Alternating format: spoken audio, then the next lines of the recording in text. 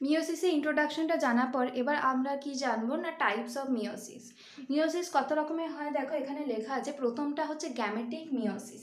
Gametic meiosis কোথায় হয়? Higher অর্গানিজমের ক্ষেত্রে হয়ে থাকে। কখন না? এটা হচ্ছে গ্যামেট ফর্মেশনের সময়।